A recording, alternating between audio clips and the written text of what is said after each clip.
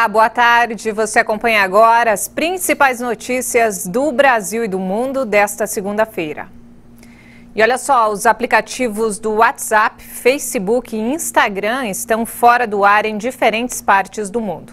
Os 3 apps que pertencem ao conglomerado do Facebook começaram a dar sinais de instabilidade na tarde desta segunda-feira por volta do meio-dia e ainda não voltaram ao normal. Por meio de sua conta oficial no Twitter, o Facebook confirmou que a queda é global. E mudando de assunto, as novas regras do Pix começam a valer hoje. O objetivo do Banco Central com essas mudanças é aumentar a segurança do sistema instantâneo de pagamentos. Menos de um ano em vigor e ele já disputa com cartão de débito e dinheiro como primeira forma de pagamento. Além da ausência de taxas, o Pix chamou atenção pelas facilidades. Realizar transferências sem limites em tempo real, 24 horas por dia, 7 dias por semana. Só que agora algumas dessas regras mudam. Medidas se concentram principalmente na segurança desses meios de pagamento contra crimes perpetrados por bandidos impondo coação à vida humana, por exemplo, sequestros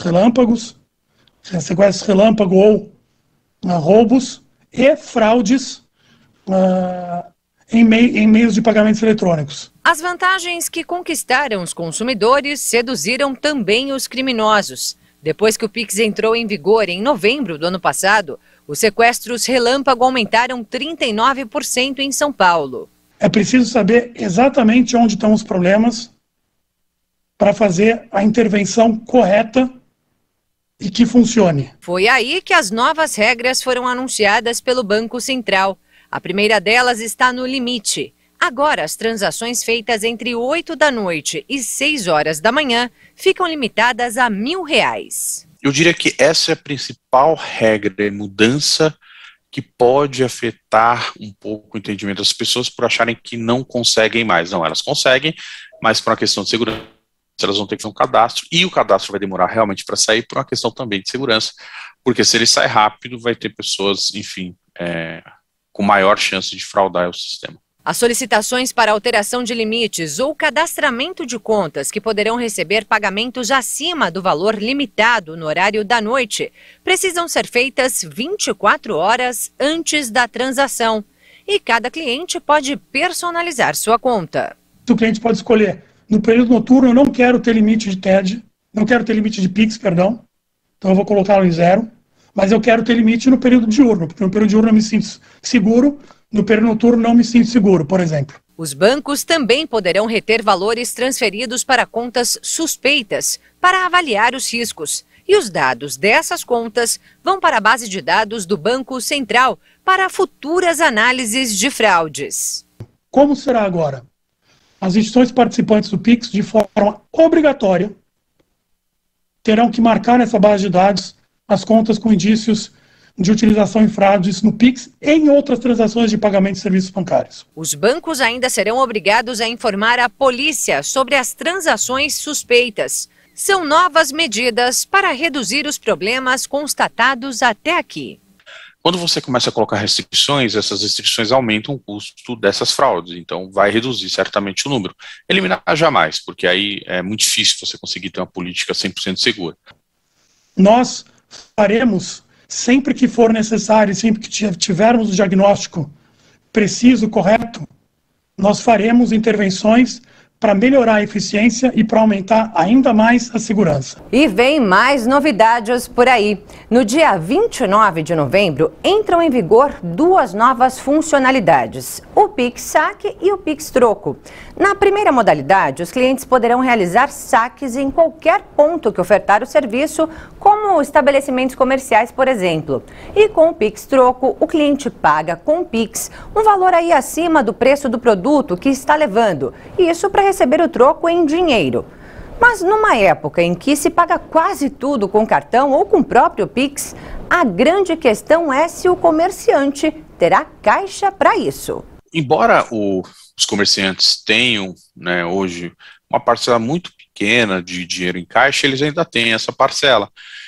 E eu acho que para o cliente o uso também vai ser algo muito esporádico, é mais uma opção. Se ele precisar, ele pode utilizar para algo muito pontual. Então, eu acho que nesse sentido, como é uma opção e não tem nenhuma perda, né, em relação à opção dele usar esse benefício, eu acho que vai ser bom para todo mundo. Se ele não tiver, ele já não teria mesmo, hoje ele já não tem, então não seria uma perda. Mas se ele tiver, ele pode usar, vira uma flexibilidade para o cliente, para o comerciante.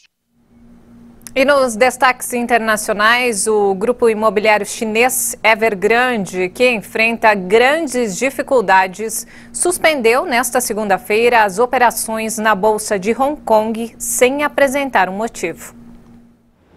A decisão foi anunciada em meio a notícias de que a incorporadora imobiliária de Hong Kong, Robson Development Holdings, planeja adquirir 51% da filial de gestão de propriedades da Evergrande. A operação permitiria um alívio na situação financeira asfixiante que o grupo imobiliário passa no momento. Segundo um comunicado, a negociação de ações da Robson também foi interrompida.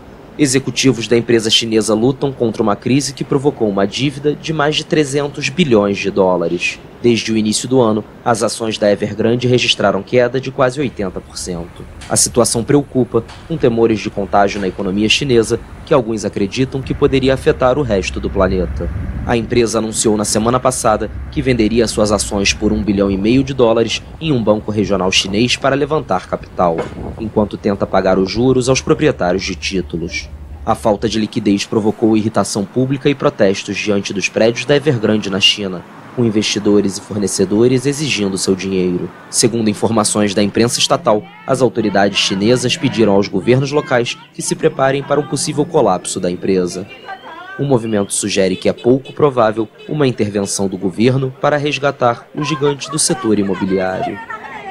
E para encerrar, caminhoneiros do Exército Britânico começaram a se mobilizar para reabastecer os postos de gasolina que estão sem combustível pela falta de motoristas especializados.